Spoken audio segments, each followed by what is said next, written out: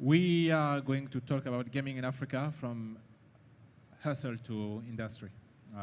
Few weeks ago, when Bukula asked me to talk about something during this event, I asked myself which kind of topic, which kind of subject I could share with you in order to have something useful for your life. If you are interested by the gaming industry, if you are developers, maybe teachers, maybe investors, which kind of topic we can talk about in order to share something interesting and useful. So I decided to go to this topic because I will explain it later. I'm working in many African countries in order to generate money in Africa to make the gaming industry profitable. Next slide, please. So who am I? My name is Kossoko, as I said. I'm 30 years old. I describe myself as a full-time dreamer and Pan-African band design.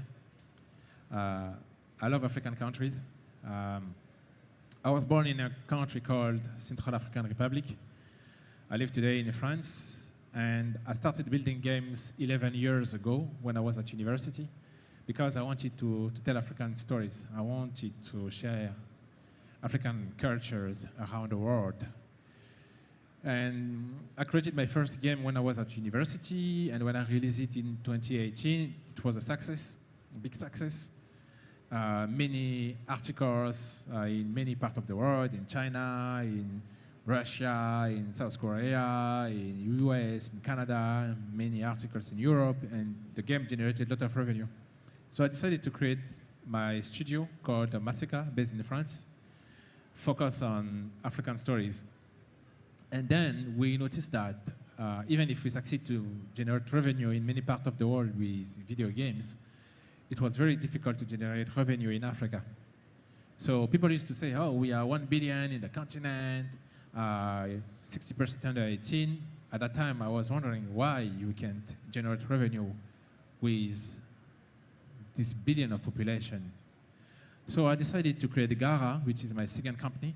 Gara is also based in France. We have some subsidiaries in Africa, in Senegal, for example, and another subsidiary in the United States.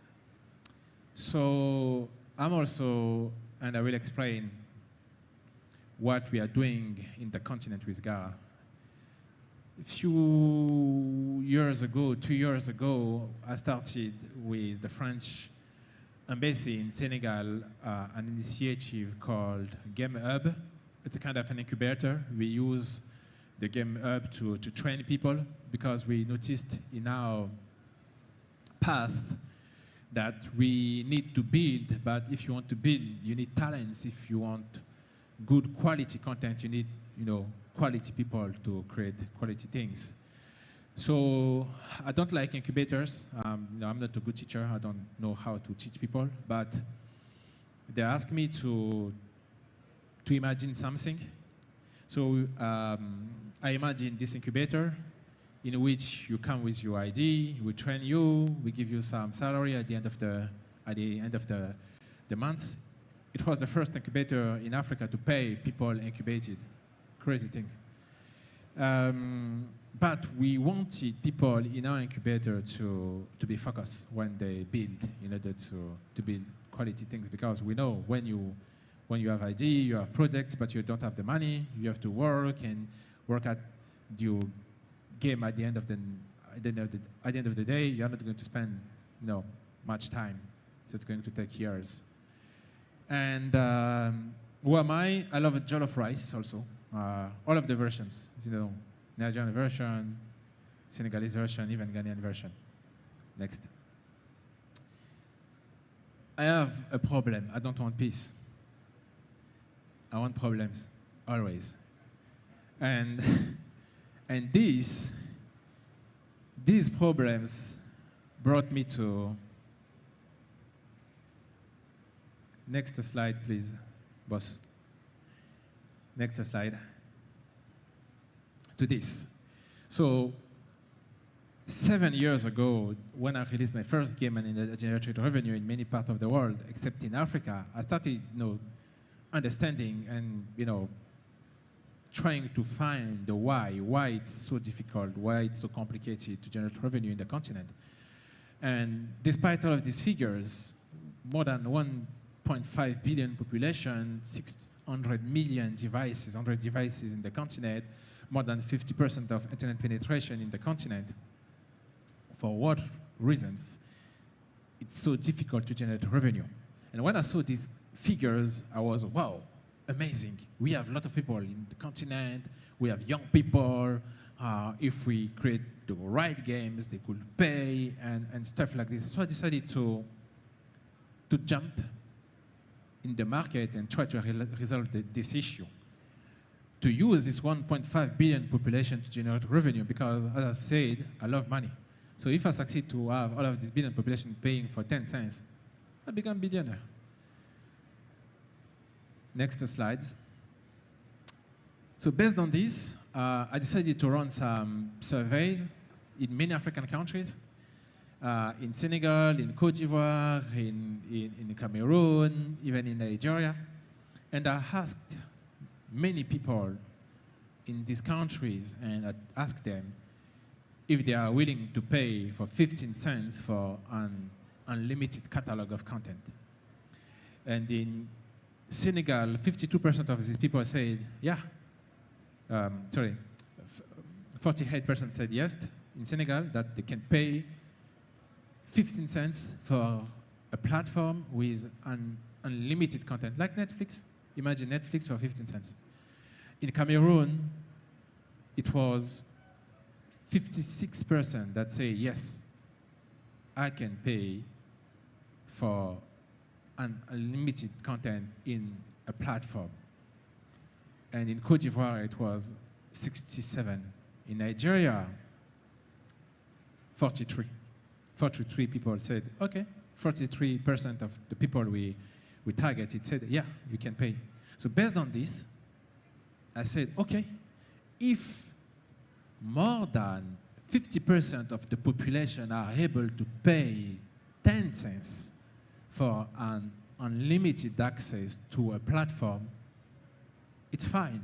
So I have just to build the platform, push to them, and one person over two are going to pay. Amazing business. But player lies sometimes. People lie. So we decided to create a platform. Next, please. Called Gara. Next slide, please.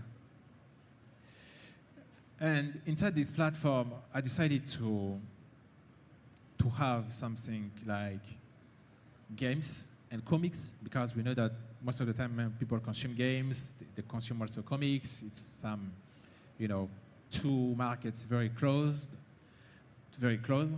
And the first business model we decided to have is pay to play. If you want a game, if you want a particular game, you pay this game instead of having access to unlimited content. If you want to have a comic, you pay for the comic in particular. And we succeeded to reach many people in many African countries, and we noticed that 70% of these people in the platform was consuming games, and 26% consuming the comics. And we had at that time 12% of conversion. That is to say, if you succeed to have 10,000 users, only around 1,200 are paying in the platform. For 10,000, around 1,000 are paying. And the thing is, the average of payment in the platform were around 30 cents. Good figures. These figures at that time was very good.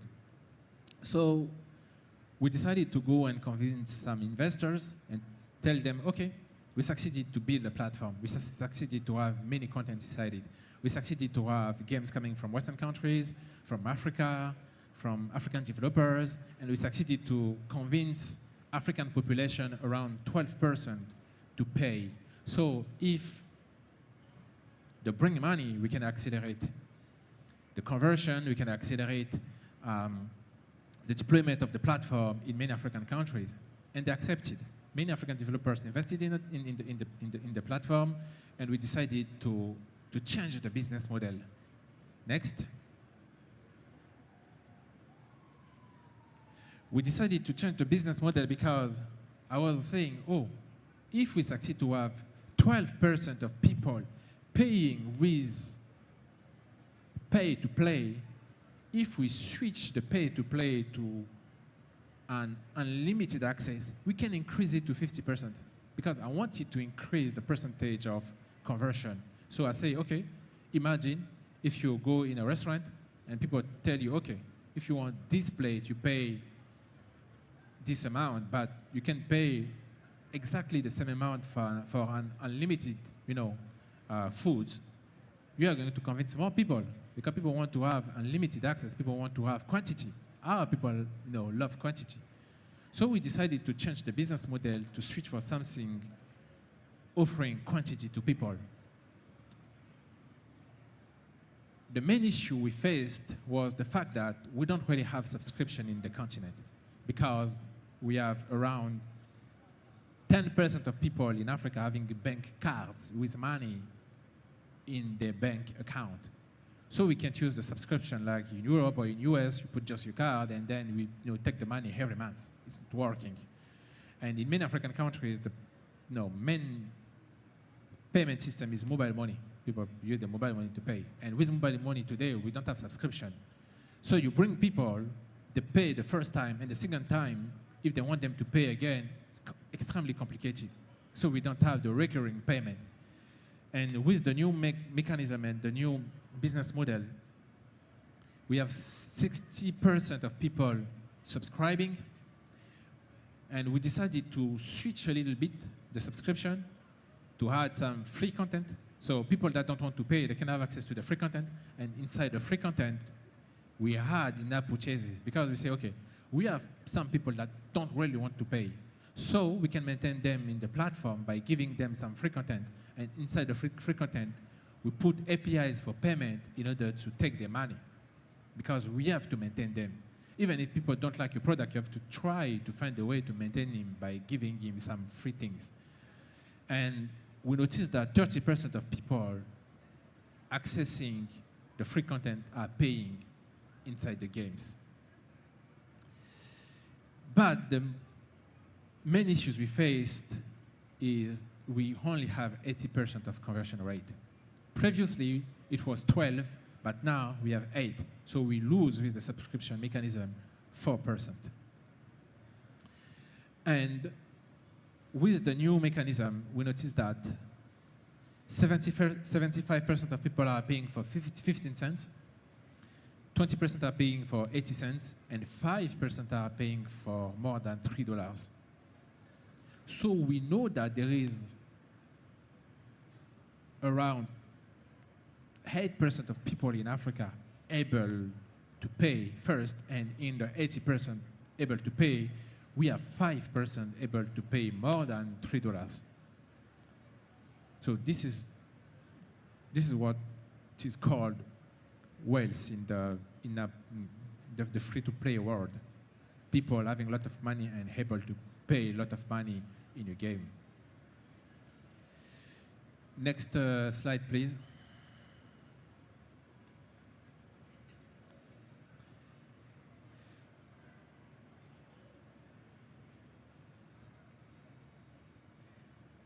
The next, the main issue with our subscription mechanism is the fact that because it is based on mobile money, if we want to generate 1 million, we need 98 million users. It's just crazy. Because we don't have the subscription, the real subscription, if we want to generate $1 million, we have to have in the platform 98 million users. It's impossible for us. We can put our money just in acquisition to have 98 million. It's like 90% of the population in Nigeria. It's just impossible. So we start asking ourselves some questions. Who really buys? People aged between 25 to 35 and more, because these people, they are working, most of them, they have 10 cents, they have 50 cents, they have $2, they can pay. All of the people under 18, if they have to, put 10 cents, they have to think 10,000 of times before paying.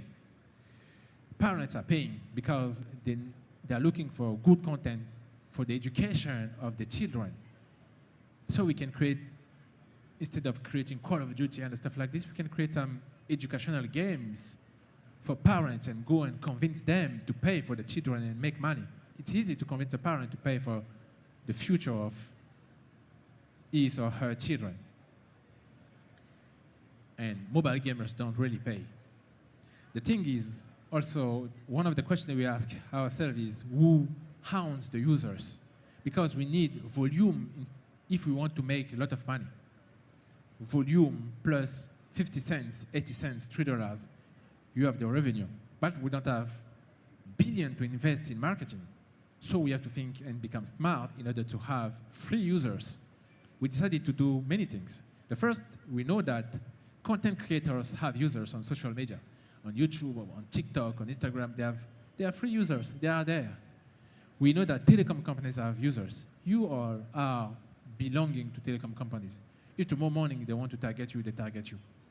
Imagine you have a game and MTN decided to push the game to Nigeria. You put even just your API to build 1% of these users, you're going to generate a lot of money. So telecom companies have a lot of users. And the target is to find a way to work with these telecom companies. B2C companies have users. Glovo, all of the guys, doing things, they have a lot of data. They have the users. Governments have the users. They can, what I used to say in different countries when we discuss with governments is, okay, we can build a game, we can build games for what you want, but we need free spot on TV. So you can put it to users, and users can know that this game exists and go and consume it. It's easy for you. You can do this. So as a developer and as a platform creator, I need these users. So I decided to develop a lot of strategies to go and convince content creators on social media. The first thing we have done is to create a crowdfunding platform and donation platform, like in US, Patreon. So a lot of people on social media can just say, oh, I want my followers to help me. And then they have the link, they go on the page of the content creators, they donate, and then we get the users for our platform. And we say, okay, we offer this access to the platform if you want. And then we build the user at the end. We have free users thanks to content creators on social media. Telecom companies, they are looking for content. Most of them are, people used to say that Africa is more than $1 billion generated in gaming every year. Most of these billion are generated by telecom companies, and they are looking for games. Most of the games are coming from Western countries. But if you build cool games, they are interested to push you. This is what we are doing, for example, in Orange, in many African countries, discussing with MTN and stuff like this, because they are looking for local content, and they understand that today, African population are looking for local content. Telecom companies don't know how to build games. So if you know how to build games, you can go. They are boring, they are complicated. But if you succeed, even if it is just a small game, small educational game and stuff like this, they could be interested by your game. B2C companies. I was explaining to one of the developers, you can build a kind of delivery games and go and say, hey, Glovo, I have a delivery game. Are you interested? You can push it to your users. You put it in your app, and then you can offer some free rides to your users. And then you can pay me for the game. The game is already done. You pay me, or we can have revenue sharing. You take 60% of the money, and I keep 40% of the money. So this is what we are doing now, building a lot of strategies for all of these B2C companies. We build games for free for them. They push it to the users. We collect the data. We collect the users, and we give them 60%. It's okay. Keep 60% of the money. We do all of the jobs. You push it to users. Keep 60% of the money, because we are collecting the data, the users, and we are not doing the marketing, and we keep 40% of the money. How to monetize the 92% of people that don't want to pay? Because previously, in my previous slide, I said that we just have 8% of people paying, but those people that don't want to pay, how we can generate money with them? Advertising. If you succeed to have some free content for them, we can go and discuss with companies and say, hey, I have millions of people using my platform for free. I can push advertising to them, and you pay for the visibility I'm going to give you. And the real subscription, how to have a real subscription. Telecom companies today have what people call direct carrier billing. It's like the units you have, you pay some prepaid things to call, and it is possible for telecom companies to go and every day take your money, 50 cents, 50 cents, 50 cents. This is something we succeeded to sign with some telecom companies. And when you have these kind of payment infrastructures and APIs, it's done. It's done. And thanks to the carrier billing, we just need 1 million users to generate $1 million per month. Previously, my previous slide, to generate 1 million, we need 98 million users. But with the carrier billing, because we are billing them every day and per month, we can bill them in average successfully 5 times. And thanks to this, just 1 million users, 5 times, 10 cents, we can generate $1 million at the end of the days. Next slide, please.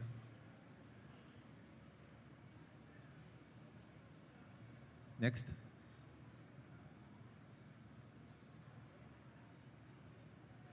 Next slide. Yep. So what we noticed also is content is king. You can have a platform, you can do what you want. If you don't have a cool content in your platform, people are not going to come. It's not going to work. So we decided to build our own content. I told you that we have an incubator in Senegal. This incubator, I use it just to go, check some concept working in Western countries. We copied it for the African market. Because sometimes we think too much. Sometimes we are trying to do some complicated things. We have an incubator just there to build games based on some things we noticed working in different countries, and then we push it in the market and we test. We decided also to build a game called Jabari, a game inspired by Def Jam. It was, Def Jam is a fighting game, very famous and created by EA. Because we need visibility, but to have visibility, a free visibility, we have to go and find people having this visibility. So we decided to create a fighting game with superstars inside it, celebrities, football players, singers, rappers, many of them we are discussing with people like Burna Boy, Wizkid, Aya Nakamura, all of these guys. And in the contract, we told them, okay, if you want 5% more, you have to push the game when it's going to be released. Because these people have the world following them. And because we don't have billion to push for marketing, we have to find people having all of these users. We know how to build games. They know how to push. They have the ecosystem, the followers and things. So, okay, I can give you 5%. Push it. We are going to push, but if you want 5% more, push it. They have millions of followers. So in the game, the new version we are creating, we have football players, entrepreneurs, a lot of rappers, singers, the top we selected in each country, in US, in Canada, in France, in UK, here in Nigeria, in Kenya, in South Africa, in Morocco, in Middle East, in order to create something in which people are going to be represented. Because even if you have a platform, you need cool content. And this game, we need it also for the Western market because Western market is stable. They have the infrastructure, they have the ecosystem, they are able to pay. And most of the time, if people in Africa if they see a game working in Western countries, they are going to try to have it. So we created a game so we can push it in Western countries and also have some impact in the local market. Next slide. Finally, we ended with this kind of thing. Today, what we are doing is all of these things at the same time. Payment infrastructure, a platform for the users, a creator's dashboard so creators can just log in and push their content, a crowdfunding platform, an advertising layer so we can generate revenue with advertising. We create content for telecom companies and some B2C companies so we can have the users and then reuse the users in our system. All of these things, just because at the beginning, I wanted to generate revenue in Africa. We ended up with this complicated stuff. Because in the pipeline, in the value chain, there are a lot of pieces missing. We even created a YouTube channel doing some shows in order to have users' attention and to push content. Because the ecosystem is so complicated. If we want to succeed, if we want to have visibility, we have to do all of the pieces in the value chain. And this work is normally supposed to be done by all of the guys in the industry. One guy doing one thing. So at the end of the day, all of the guys combining is creating a value chain. This is what is missing in our continent today, in all of the countries in Africa. A structured value chain in which you have all of the actors trying to resolve just one issue. But because we don't have in the value chain some people resolving the problem, some people like me are just obliged to do all of this stuff. I don't want to create a crowdfunding platform. I don't want to create a YouTube channel. I'm not a YouTuber. It's not my thing. I don't want to have to handle payment infrastructure. It's boring. You have to discuss with telecom companies, integrate and generate a lot of currencies. It's complicated. I just want at the beginning to have a place in which you can go and pay your game and that's all. But inside all of the value chain, we have many of the pieces missing. Someone has to take it and do it. This is why we are doing these kind of things today. Next slide. So to finish this presentation, there is this quote, when there is a will, there is a way. And I think in our continent, we want things to change. We are motivated, we can face any kind of things. And even if the journey is complicated, even if Africa don't have the funding it should have, but the fact that all of these people are motivated, exactly like you guys are here today listening to this talk, I'm sure that in the next 5 years, maybe 10 years, we will have an industry, a real industry, with schools, with studios creating jobs, with platform for distribution, with people paying for games, with events, having people coming abroad and a lot of people cosplaying. Progressively, it's going to happen. And the only thing I can ask you guys all is, when you see online a game developed by an African, a Nigerian, if you don't play, I don't play games. But when I saw something created by an African guy, I pay it. just to support it. Even if I don't like the game.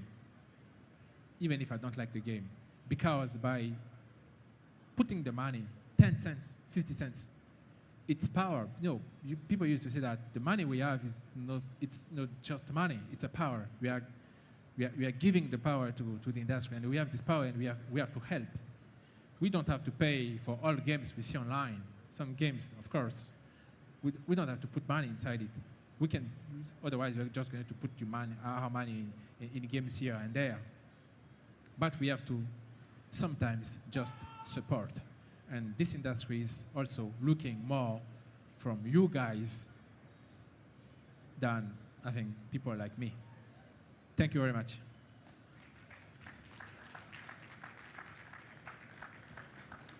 If you have questions. All right, so if you have any questions, you can just put up your hand, and my assistants will bring mics to you. If you have any questions for Mr. Teddy? Questions.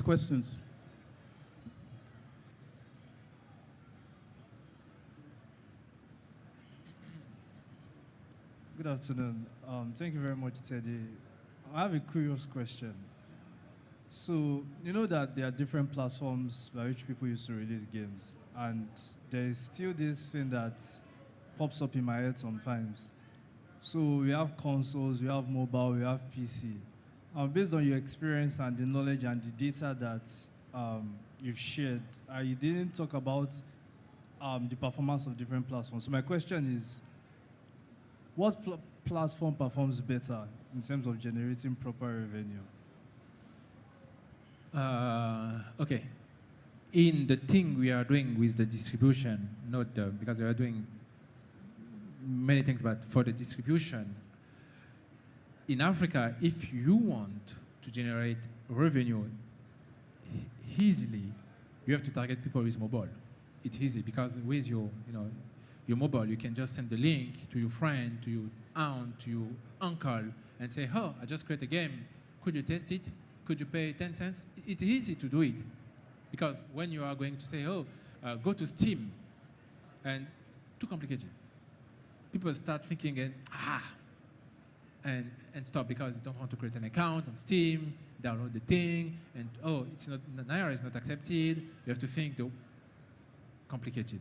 So what we have done on our side, because we know that people are looking for high quality games and PC games also, of course, we are trying today with AWS to stream games. But sometimes even internet connection is not really good. It depends. But what I can just say is, for the continent, it depends, because some countries like Morocco, Egypt, South Africa, some part of Kenya are totally different. But the easy way for a developer is to create a mobile game, go and find people in his family first, to pay 10 cents, 50 cents, $1, people in your neighborhood, people in this kind of event. "Oh, I created this game, and could you support me?" Progressively.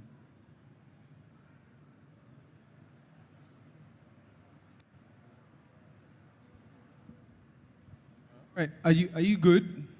Are you good with your question? All right. Hi, Teddy. Thanks a lot for the presentation. So I was wondering, listening to what you're saying about the platform and payments and all that sort of thing, in terms of the ease of doing business and for Gara to move forward, what would you say would be the main pain points that someone could help you with? Like, let's say you had a government with a blank check and they wanted to help you.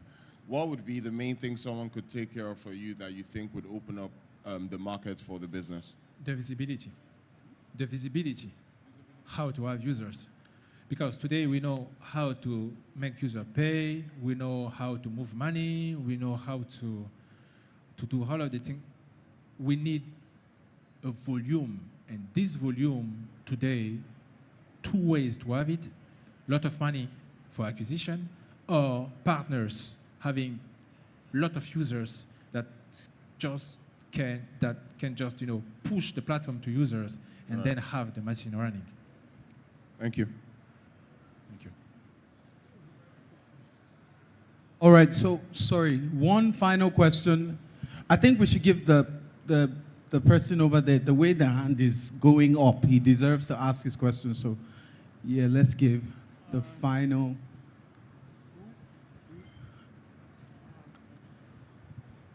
Thanks a lot, sir. That was really an interesting session from you. My question would be, I believe from the dashboard you showed earlier, there are options for developers to add their games to the platform, I believe. So my main question would just be as regards analytics, because you really didn't really touch more about that. So are there analytics that are provided for developers that are putting their game on Gara? The way you are showing the analytics, probably it's on the admin side of things. So my question is just, if a developer is putting their game there, are these analytics also available to us to say, okay, these are my games behaving, these are the targeted audience? I mean, analytics in general. You know, I'm graduated in computer science, and I love data because if you want to run a company, you have to love data. So what I have done in the console, you have access to everything. So how many people download the game, how many times they play the game, how much it generated. You know, it's exactly like Google Play Store is doing, because I think also that if we want the market, African market to succeed, we have to automate everything, and we have to do like Western countries. A cool platform, you have everything, you have just to click on a button, you don't have to discuss with people, call numbers, text WhatsApp and stuff, everything is there, so you can understand in the dashboard. So we have install, how many people play the game, how many time, how much it generated, which country, and all of this stuff, all of them. Thank you. All right, so let me just give the chance for more questions. Just apologies, Teddy. Just give us the chance, because I saw.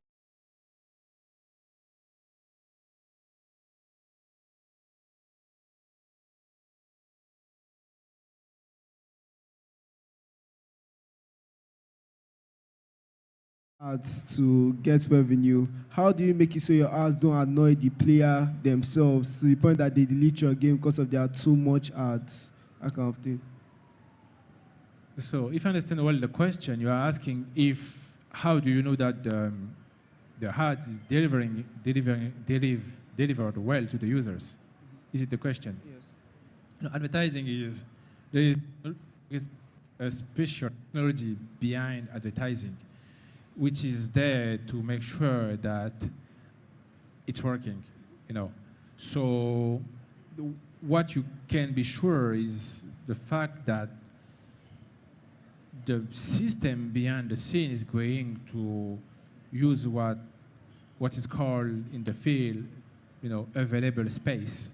So it's pushing the same advertising in many places.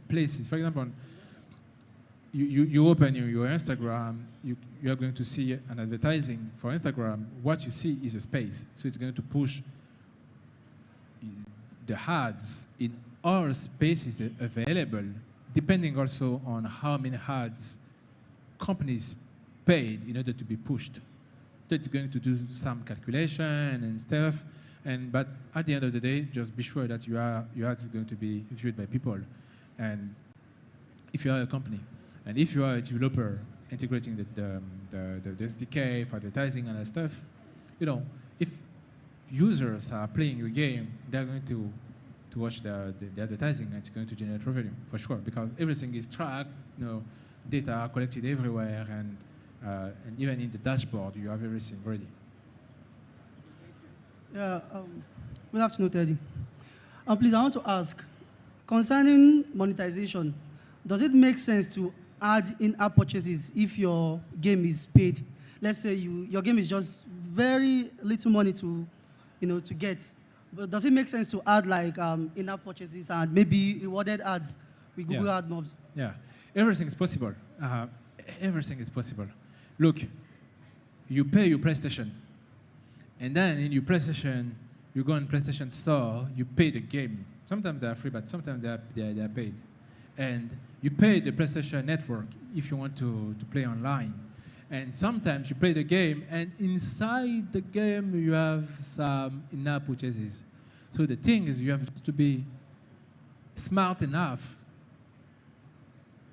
to push your users to pay. The main question is, how are you going to sell the fact that paying is bringing values? Look, Apple, you pay your smartphones. So sometimes even the cable, you pay the cable. Then you pay everything. You want cloud to store your data. You pay it. Everything is paying. So we have to think how we can design things so our people can feel that paying is bringing them values. When you go to, sometimes people like drinking. When you go to drink, you feel something because the fact to drink is sometimes in some societies giving some value to people. So you can bring the money and you can pay easily. We have to find a way so our people can think that paying for games made in Africa is bringing them value. In Europe, France, the government pushed a lot to say, oh, you have to consume for local content, for French content, because you are going to support France, be proud, blah, blah, blah. They did it for years. So now, even in discussion, people usually say, oh, me, I'm consuming local content. Because they are feeling the thing, they want to let people know that they are consuming the local content, they are helping, the agriculture or the guy here to live and to have jobs. So the guy in the front is going to say, okay, when I go back home, I'm also going to start consuming for local content. Even local content is expensive. In France, for example, local things are extremely expensive. But people are consuming it because in the society, it's giving them value. So we have to find a way to create something similar. Then we will become rich. All right. Thank you so much, Teddy. Thank you so much